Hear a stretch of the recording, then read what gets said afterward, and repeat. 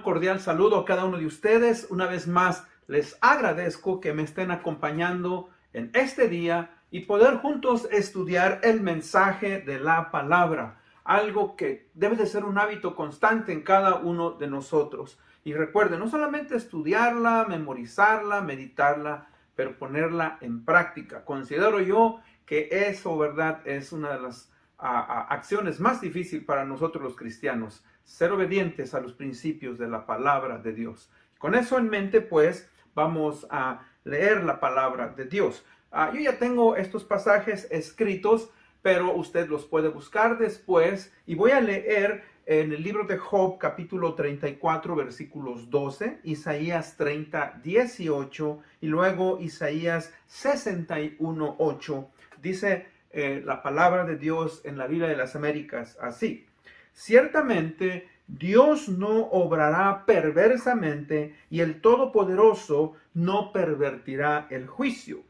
Isaías 30, 18 dice: por tanto el Señor espera para tener piedad de vosotros, y por eso se levantará para tener compasión de vosotros, porque el Señor es un Dios de justicia. Cuán bienaventurados son todos los que en él esperan. Isaías 61, 8 dice: porque yo, el Señor, amo el derecho, odio el latrocinio en el holocausto. Fielmente les daré su recompensa y haré con ellos un pacto eterno.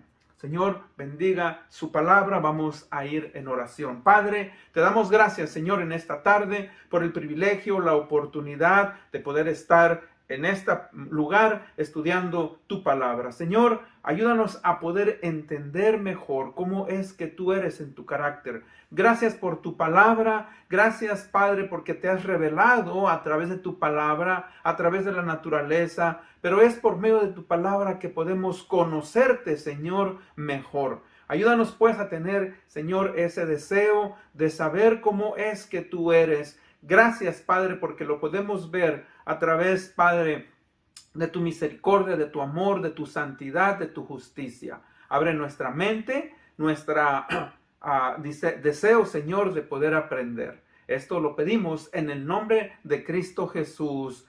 Amén. Bueno, vamos, hermanos, a volver a la serie sobre los atributos de Dios. La semana pasada hicimos un paréntesis y hablamos, ¿verdad?, sobre la importancia del servicio en la iglesia local, pero hoy volvemos nuevamente a los atributos de Dios. Y hoy vamos a estudiar, vamos a ir a lo que llamamos la justicia de Dios. Por eso estos tres pasajes que acabamos de leer tienen que ver explícitamente sobre lo que es, ¿verdad?, la justicia de Dios. Perdón. Quiero que, por favor, usted piense en la siguiente frase. En la siguiente frase que voy a leer. La siguiente frase dice así: hostil con la iglesia, amigable con Jesucristo. Contrario a la iglesia, amigable con Jesucristo. Esta frase posiblemente usted la ha escuchado. Es una frase que un teólogo llamado John Stott, ¿verdad?, nos dice en uno de sus libros, un libro llamado Cristianismo Básico. Él nos dice que esta es la ideología de muchos cristianos hoy en día. O sea, ellos dicen amar a Jesucristo, pero no pueden aceptar las condiciones de su iglesia. Ahora, tenemos que prestar atención a lo que yo estoy diciendo. O sea, personas que dicen que aman a Jesucristo, pero que no pueden sujetarse a la iglesia. Ahora recuerde, la iglesia es una institución fundada por el mismo Señor Jesucristo.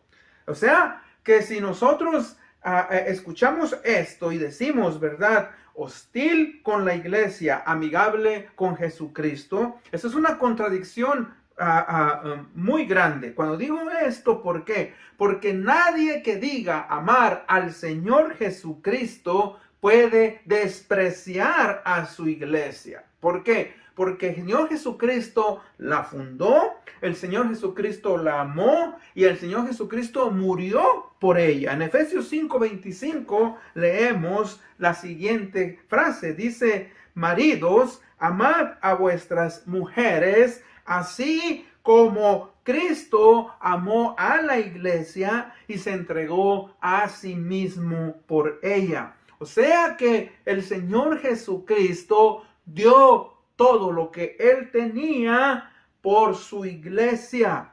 Dio su vida, dio todo, ¿verdad? Para que su iglesia pudiera nacer, crecer y pudiera ser establecida. Cuando hablamos de la iglesia, recuerden, no estamos hablando de un edificio. Cuando hablamos de la iglesia, estamos hablando de todos aquellos creyentes que por medio de la fe han confesado a Cristo como Señor y Salvador y se unen al cuerpo. El cuerpo viene, cada miembro de la iglesia forma parte del cuerpo de Jesucristo. Y siempre lo digo, por eso es esencial que todo aquel que conoce al Señor Jesucristo sea parte de la iglesia, sirva en la iglesia, aprenda a amar a la iglesia y funcione en la iglesia local. Ahora, otro pensamiento muy parecido de hoy en nuestros días es la siguiente pregunta. Muchos se hacen esta pregunta. Dice: si Dios es un Dios de amor, ¿cómo puede entonces condenar al hombre por la eternidad? Repito la pregunta. Dice: si Dios es un Dios de amor, ¿cómo puede entonces condenar al hombre por toda la eternidad? Para muchos de los creyentes modernos, parece ser que esto ha cambiado. Y ellos dicen, ¿verdad?, como un Dios de amor, ¿verdad?, va a mandar al pecador al infierno. Eso no es posible. Eso es lo que muchos creyentes y no creyentes creen. Pero dándonos a entender, mejor dicho, que la justicia de Dios es algo del pasado. Y no, ¿verdad? Porque toda la palabra que se nos ha dado, dice, ¿verdad?, el libro de segunda de Timoteo, capítulo 3, 16, 17, dice que toda la palabra de Dios es inspirada por Él, o sea, fue dada, fue exhalada por Dios y es útil para que nosotros, obviamente, podamos ponerla en práctica. Ya estoy parafraseando la última parte, o sea, es útil para enseñar, para redarguir, para instruir en justicia, a fin de que el hombre de Dios sea enteramente perfecto para toda buena obra. Entonces, fíjese que es importante, pues, que nosotros entendamos que lo que se nos dice en la palabra desde Génesis hasta Apocalipsis es algo, ¿verdad?, que no va a cambiar. Entonces, vemos pues que la justicia de Dios no es algo del pasado. La justicia de Dios es uno de sus atributos de Él. Ahora, es uno de los atributos más difíciles a veces de aceptar y creer. ¿Por qué? Porque vemos que Dios también, ¿verdad?, se revela su ira. En el libro de Romanos 1 del 18 en adelante se nos dice que la ira de Dios se revela desde el cielo contra toda injusticia de los hombres. Entonces, tenemos que ver pues que la justicia de Dios es uno de sus atributos. Y fíjese que cuando nosotros no entendemos la justicia de Dios como uno de sus atributos, fíjese que ponemos a Dios o concebimos a Dios como un ser sin sentimientos. O sea, que nos cuesta aceptar que Él sea tan duro con el pecador y con sus hijos. Ahora, tengo aquí una serie de preguntas. La pregunta es: ¿cómo podemos entonces conciliar ese atributo de Dios con otro de sus atributos? O sea, ¿cómo podemos decir que Dios es justo y al mismo tiempo decir que Dios es amor? ¿Cómo podemos decir que Dios es justo y que es bondadoso? ¿Cómo podemos decir que Dios es justo y misericordioso? ¿Cómo podemos, fíjense, nosotros entender que existe un balance perfecto en todos los atributos de Dios. ¿Puede Dios amarnos y aplicarnos su justicia al mismo tiempo?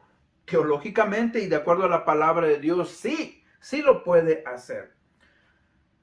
Ahora, nosotros tenemos que entender, por eso es que tenemos que ir a la palabra de Dios y entender cuál es la naturaleza de Dios. Fíjese que, ¿por qué nosotros muchas veces no podemos percibir este atributo de Dios de la misma manera en que nosotros nos relacionamos con otros seres humanos? Y cuando digo eso, le voy a dar un ejemplo.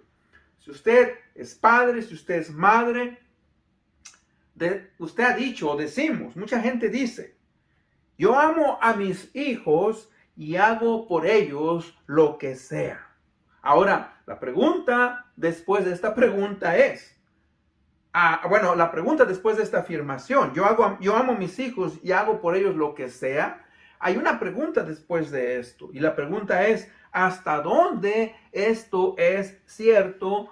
¿Hasta qué punto esto es cierto? Porque si realmente nosotros amamos a nuestros hijos, vamos nosotros, ¿verdad?, a hacerlo tanto en las cosas buenas y en las cosas incorrectas. Quiero decir, en su comportamiento. Entonces, ahí es algo que nosotros como cristianos igualmente tenemos que entender para con Dios. O sea, ¿cómo podemos nosotros conciliar la justicia de Dios y el amor de Dios al mismo tiempo? Entonces, ahí es donde nosotros, ¿verdad?, vamos a estudiar y vamos a concentrarnos en este aspecto que se nos está diciendo. Recordemos pues que los atributos de Dios nos hablan de su perfección. Y como nos hablan de su perfección, o sea que Él es perfecto, un ser que no puede cometer errores, por lo tanto, usted y yo no debemos de temer o debemos de pensar que hay algo que en Dios que Él pueda hacer incorrecto. O sea, es una contradicción. Si Dios es perfecto, Él no va a hacer nada que sea incorrecto. Y somos nosotros sus criaturas, el ser humano, quien obviamente, tristemente, por causa, ¿verdad?, de una naturaleza pecadora, ahí es donde nosotros vamos a tropezar y a veces nos va a parecer que Dios hace cosas injustas. Y no solamente nosotros como sus hijos, sino toda su creación, todos los seres humanos. Y culpamos a Dios y decimos, si Dios es justo, ¿por qué permite, verdad, la violencia? Si Dios es justo, ¿por qué permite que suceda este terremoto? Si Dios es justo, ¿por qué hay hambre? Y recordemos, no es que Dios es injusto, sino que por causa del pecado que hay en el corazón de todo ser humano, ¿verdad?, la justicia de Dios no puede ser percibida como Él quiere y no la podemos nosotros entender si no es a través de su palabra. La palabra de Dios es el filtro que Él va a usar para que usted y yo podamos entonces descansar en Él, ¿verdad?, y podamos aceptar que Él obviamente tiene todo bajo control y que Él es todopoderoso, Él es omnisciente y que Él, ¿verdad?, va a llevar a cabo sus obras conforme a su perfección. Dije pues entonces que Dios es perfecto y que cada uno de sus atributos es correcto, es necesario. Fíjese, todos sus atributos son necesarios. ¿Por qué? Porque eso trae un balance en su función de Él como Dios, todos sus atributos. Y con eso en mente, pues vamos a ir al punto número 1, la naturaleza de Dios. Y cuando hablo de la naturaleza de Dios, es que Él es perfecto. Dios es perfecto. No hay en Él, ¿verdad?, error. No hay algo que vamos a encontrar en Él imperfección. Fíjese que por eso es que Él es un Dios inmutable. Cuando digo un Dios inmutable, Él no va a cambiar. empezamos este estudio con uno de los atributos, que es la inmutabilidad de Dios. En Romanos 13:8, Jesucristo es el mismo ayer y hoy y por los siglos o por la eternidad. Él no va a cambiar. Lo que Él dice y hace, ¿verdad?, es perfecto, no hay en Él error, ¿verdad? Él no cambia de parecer, Él no se va a arrepentir de lo que Él hace. Le duele en su corazón el ver la maldad del ser humano, pero Él, ¿verdad?, no va a cambiar sus planes, porque Él tiene un plan perfecto que al fin y al cabo, ¿verdad?, algún día nosotros vamos a poder entender. Hoy no lo entendemos porque, como dije, somos limitados y tristemente, ¿verdad?, no podemos percibirlo. Ahora, por eso nos ha dejado su palabra. Por eso es que debemos de conocerle a través de su palabra. Fíjese que leo Deuteronomio 32:4. Dice, Él es la roca cuya obra es perfecta, porque todos sus caminos son rectitud. Dios de verdad y sin ninguna iniquidad en Él, es justo y recto. Ahora, comienza Moisés diciéndonos algo. Dice, Él es la roca. Y la roca, ¿verdad?, es el fundamento. Es el fundamento, fíjese que Él es nuestra roca, Él es nuestro fundamento, en quien usted y yo podemos descansar y estar seguros. ¿Por qué? Porque sus decisiones, porque la manera en que Él obra, ¿verdad?, es correcto, es verdad, y Él no es afectado por el mal. Todos sus caminos, todas sus decisiones son rectitud, son correctas. Y dice, Dios es verdad. No vamos a encontrar en Él mentira. Dice, ni ninguna iniquidad en Él. No hay nada, ninguna simple mancha en Dios. Él es justo, Él es recto. Óigame, y esa es una gran bendición en que usted y yo podemos descansar. Yo siempre he dicho, he admirado la mitología, no la mitología griega, he admirado, mejor dicho, a los griegos. Ellos tuvieron su mitología, pero cuando digo yo admiraba a los griegos, porque en cierta manera se dice que ellos son los padres de la ciencia moderna, ¿verdad? La medicina, las matemáticas, etcétera, etcétera. Pero si usted analiza su mitología y sus dioses, ¿verdad? Fíjese, ellos bajaban a la tierra y esos dioses, ¿verdad?, cohabitaban con los seres humanos y tenían hijos, los semidioses. Ahora, usted puede ver en esos dioses, ¿verdad?, pasión, odio, pleito entre ellos. Bueno, Dios no es así. Dios es perfecto y Dios, obviamente, ¿verdad?, no es guiado por pasiones, por sentimientos negativos. Óigame, qué privilegio. También Job 34:12 que leímos, dice, ciertamente Dios no obrará perversamente y el poderoso no pervertirá el juicio. Fíjese que lo que yo le decía de esos dioses, ¿verdad?, que no existieron, simplemente, ¿verdad?, invenciones de los griegos, de los romanos y de todos los seres humanos. Pablo en una de sus cartas nos dice, ¿verdad?, que son demonios, deidades. Entonces vemos pues, ¿verdad?, que Dios obviamente no va a accionar de una manera perversa.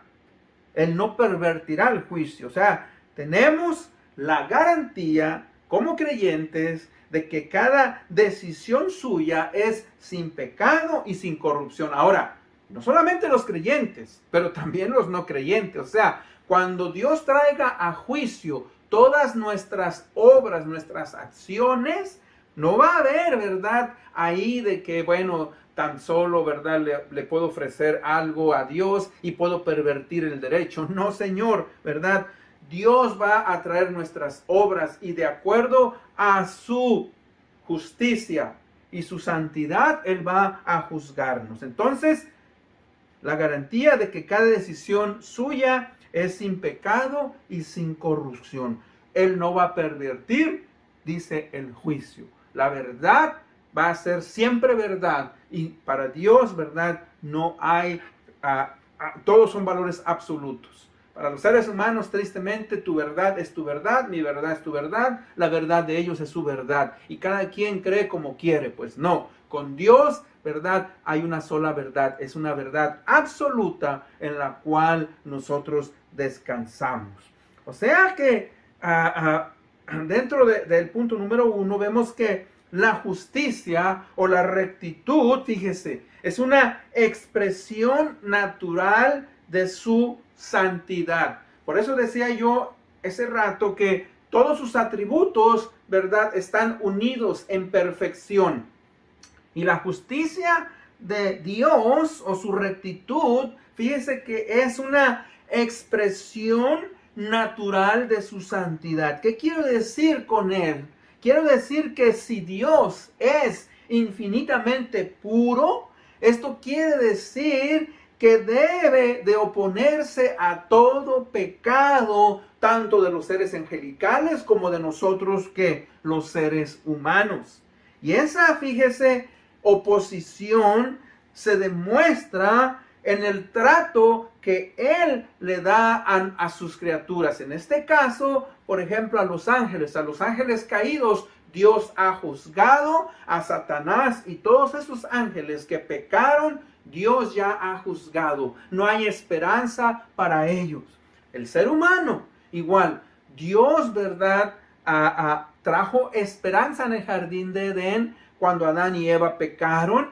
Y, ¿verdad?, Él dijo que un día nacería de una mujer, ¿verdad?, un Salvador quien aplastaría la cabeza de la serpiente antigua, de Satanás, y que la serpiente le mordería en el talón, dando a entender que Cristo tendría que morir en la cruz del Calvario. Pero fíjese, ¿para qué? Para que pudiera traer salvación y vida eterna. O sea que vemos pues que Dios mismo usa su santidad,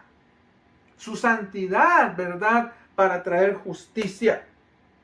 Cuando leemos que Dios es recto, cuando leemos que Dios es justo, fíjese que se nos asegura que sus acciones hacia nosotros están en completo acuerdo con su naturaleza santa.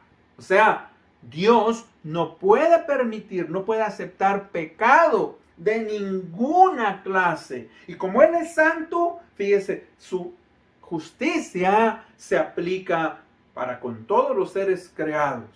Ahora, gracias a Dios que Él es misericordioso. Gracias a Dios, ¿verdad?, que mandó a su Hijo Jesucristo a morir por nosotros en la cruz del Calvario. ¿Qué privilegio tiene el ser humano? Por eso es importante que todos nosotros entendamos nuestro estado de pecado, nuestra injusticia delante de Él, y que nos arrepintamos y que busquemos estar delante de Dios, ¿verdad?, lo mejor que podamos. Ahora, yo entiendo que como seres humanos vamos a fallar. Yo entiendo que como seres humanos muchas veces fallamos. Por eso, si confesamos nuestros pecados, Él es fiel y justo para perdonarnos y limpiarnos de toda maldad. Primero de Juan 1:9. Fíjese cómo Dios, ¿verdad?, si nosotros nos humillamos, nos ama y provee para nosotros ese perdón. Fíjese que Dios revela su rectitud instruyendo a los hombres por medio de su palabra. O sea, ¿cómo es que usted y yo podemos saber que somos pecadores, que estamos mal? Bueno, Él nos ha dado su palabra. Nos ha dado que los 10 mandamientos. Fíjese que los 10 mandamientos no solamente se nos los dio a través de su palabra, pero nos los dio a través de la ley moral implantada en mi corazón. Porque una persona, aunque no sea cristiana, aunque no sea judía, o aunque no sea religiosa, sabe en el fondo de su corazón que robar es malo. Sabe en el fondo de su corazón que decir malas palabras es malo. Sabe, ¿verdad?, que hacer cosas incorrectas está malo. Eso es lo que, ¿verdad?, Dios nos ha dado a través de la ley moral. Pero en este caso, lo que Dios nos revela a través de su palabra. Dios revela su rectitud, dando a conocernos su voluntad y su palabra, tanto a nosotros los creyentes, tanto al mundo, y eso lo hizo al principio a través de la nación de Israel. En Deuteronomio 4:5, Dios les dice lo siguiente, dice, miren, yo les he enseñado estatutos y decretos tal como el Señor mi Dios me ordenó, para que así los cumplan en medio de la tierra en que van a entrar a poseerla. O sea, Dios quería que la nación de Israel fuera un modelo para todas las naciones y que ellos, ¿verdad?, pudieran cumplir su palabra y ponerla en práctica. Ahora, tristemente, como seres pecadores, pues no pudieron, y obviamente por eso es que Cristo Jesús vino a, ¿verdad?, cumplir con la ley para que nosotros pudiéramos ser salvos. Dios, ¿verdad?, se preocupa que todos los hombres conozcan el lado moral y estar conscientes de sus pecados y que se arrepientan de eso. Fíjese que también Dios nos ha dejado en su palabra. Dice este pasaje en Salmo 25:8, dice, bueno y recto es Jehová, por tanto, Él enseñará a los pecadores el camino. Fíjese que no solamente primeramente nos revela nuestro estado de pecado y nosotros vemos nuestro estado de pecado, pero no solamente nos revela nuestro estado de pecado, pero nos enseña a través de su palabra cómo es que debemos nosotros vivir la vida cristiana. Y en momentos en los cuales usted y yo nos damos cuenta lo que hay en nuestro corazón, lo confesamos y decimos, Señor, perdóname porque en mi corazón a veces hay envidia, perdóname porque a veces en mi corazón hay lascivia, perdóname porque a veces en mi corazón hay mentira, y tantas cosas, ¿verdad?, que hay en nosotros y que simplemente cuando nosotros las detectamos y nos damos cuenta que están en nosotros, pues debemos de confesarlas y decirle a Dios perdón. Dios, pues, también revela su rectitud, cumpliendo sus promesas y dando pago justo al pecador. Recuerde, no olvidemos que sí, Dios es misericordioso y que antes de aplicar su justicia, su misericordia es aplicada. Como dice, por ejemplo, en el libro de Pedro, que el Señor no retarda su promesa según algunos la tienen por tardanza, sino que Él es paciente para con todos, no queriendo que ninguno perezca, sino que todos procedan ¿qué? Al arrepentimiento. Fíjese que Dios quiere, ¿verdad?, que el pecador se arrepienta, pero si el pecador no se arrepiente, Él va a dar un pago justo. Fíjese que Dios, mis hermanos, ¿verdad? Vamos a verlo en su palabra, que Él trae juicio a naciones. Por eso, por ejemplo, destruyó a naciones como a Sodoma y Gomorra por su pecado. Sacó, ¿verdad?, a todos los cananeos de la tierra, de los cananitas, ¿verdad?, donde se encontraban los fereceos, los amorreos, el eteo, el cananeo, el jebuseo, el gergeseo. Dice, los sacó de la tierra y se las dio a Israel. Ahora, ¿por qué razón los sacó? Bueno, la razón por la cual los sacó es, ¿verdad?, por su extremo pecado. Entonces Dios trae juicio a las naciones, ¿verdad? Él cumple sus promesas y da pago, Él paga al pecador por su injusticia. Ahora, antes de eso, como dije, Él aplica su misericordia, pero recuerde, su misericordia, mis hermanos, también tiene un límite y Él paga al pecador. Dice que Dios nos revela o reveló su rectitud juzgando a los enemigos de Israel como a los cristianos.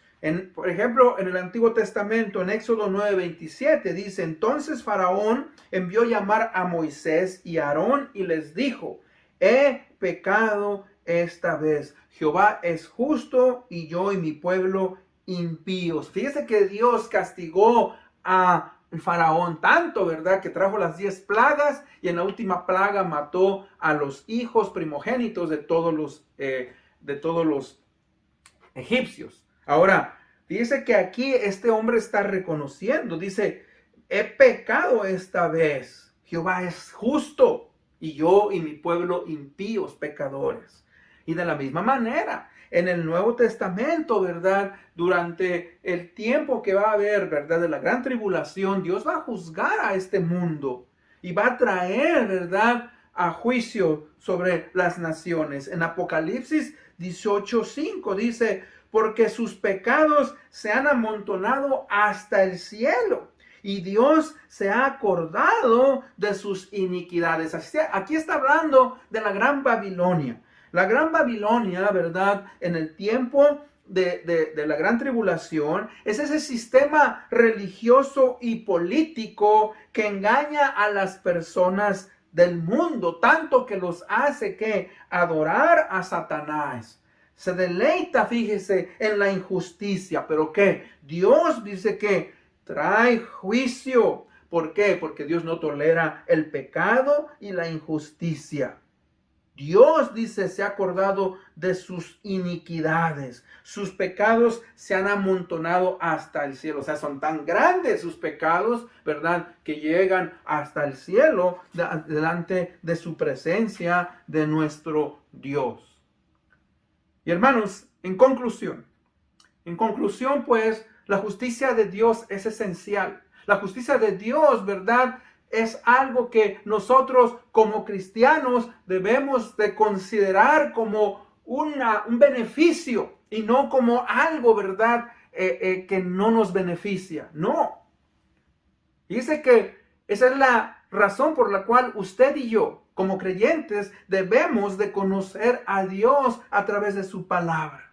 En el libro de Jeremías, capítulo 9, 23 y 24, leo yo de la Biblia de las Américas. Dice, así dice el Señor, no se gloríe el sabio de su sabiduría, ni se gloríe el poderoso de su poder, ni el rico se gloríe de su riqueza.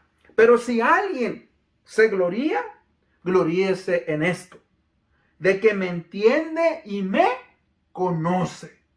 Pues yo, el Señor, que hago misericordia, derecho y justicia en la tierra, porque en estas cosas me complazco delante, declara el Señor. Así es que dice, gloríese en que me entiende y me conoce. En el libro de Miqueas, capítulo 6, versículo 8, dice lo siguiente. Él te ha declarado, oh hombre, lo que es bueno y qué es lo que demanda el Señor de ti, sino solo a practicar la justicia, amar misericordia y ahondar humildemente ante tu Dios. Fíjese que hay 3 cosas que Dios demanda de nosotros. Una de ellas es a practicar ¿qué? Justicia, vivir rectamente, amar la misericordia y a humillarnos delante de Dios. Dios pues entonces es justo. Dios, ¿verdad? Es el único ser que no tiene pecado. Y cuando nosotros decimos que Dios es justo, estamos afirmando que Él siempre va a hacer lo que es correcto, lo que debe de hacerse, ¿verdad? Él en una forma consistente lo hace. Él no tiene parcialidad, Él no tiene prejuicio. Y en eso usted y yo descansamos. Porque la justicia o la rectitud de Dios es la expresión natural de su santidad. Él, como es infinitamente puro, no puede aceptar el pecado, no puede aceptar la injusticia. Él se opone a todo pecado. Y esa oposición, ¿verdad?, se demuestra a través, ¿verdad?, de el trato que Él le da a sus criaturas. Pero Él aplica primeramente su misericordia. Pero aquel que no se arrepiente de sus pecados, tristemente, ¿verdad?, recibe la justicia de Dios.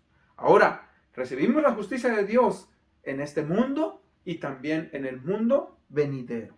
Por eso es mi oración que yo le pido a cada uno de ustedes que me escucha. Recordemos que Dios, ¿verdad?, no va a obrar de una manera en la cual nosotros creemos, ¿verdad?, que es incorrecto. No, porque Él nos ama, porque Él es misericordioso y porque su santidad no permite aceptar ninguna clase de pecado en nuestras vidas. Y con eso en mente voy a pedirle que oremos. Padre, venimos pues en tu presencia en este día, dándote las gracias, la honra y la gloria. Gracias, Señor, porque tú actúas con justicia. Tú, Padre, gobiernas en justicia y tú, Padre bendito, no permites, Señor, que el pecado, Señor, gobierne. Tú, Señor, reinas con rectitud.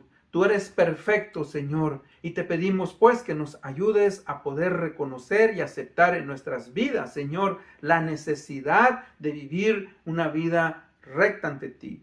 Te pedimos que nos ayudes en esos momentos en los cuales, Padre, somos inclinados a la maldad. Ten piedad de nosotros. Te amamos, te honramos y te pedimos, Padre, que nos guíes en el camino correcto. En el nombre de Cristo Jesús pedimos esto. Amén. Bueno, una vez más les agradezco que me hayan acompañado. Dios les bendiga. Nos vemos hasta la próxima. Bendiciones.